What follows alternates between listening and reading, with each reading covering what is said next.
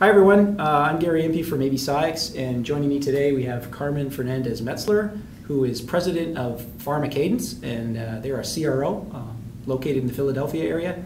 And we're here at the 17th annual CPSA event.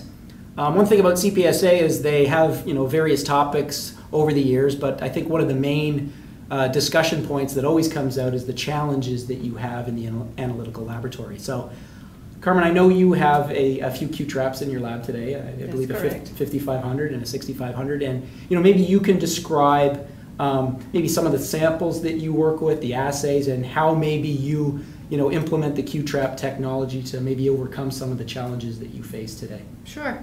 So mostly we do quantitative analysis of proteins and peptides, and because we are working in biological matrices, much of what's the matrix is similar to the analyte of interest. So we use the QTRAP in a number of ways to help us get these assays to good sensitivity and sensitive and selective, that is. So one way that we've used the QTRAP capabilities is doing MS to the third quantitation. So we use the usual MS and then use the trap function to do the third separation. And that gives us a nice clean baseline away from everything else. It's very selective. Another way that we use that is prior to method development for proteins and peptides, where we use the MIDAS approach to select the SRMs, collect EPI spectra to confirm that we are following the correct peptide, not just some other species in the chromatogram, and then finally use the regular MS-MS SRM quantitation.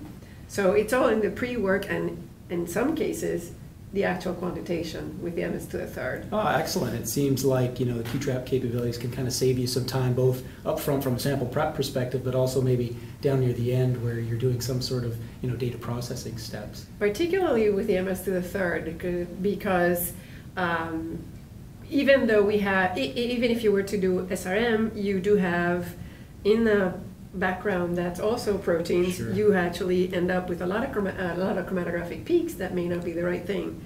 Once you do the MS to the third, everything else goes away and you have one peak. So processing goes from maybe a couple of hours to a few minutes, only because you don't have to weed and pay attention to, is this the right peak in this chromatogram?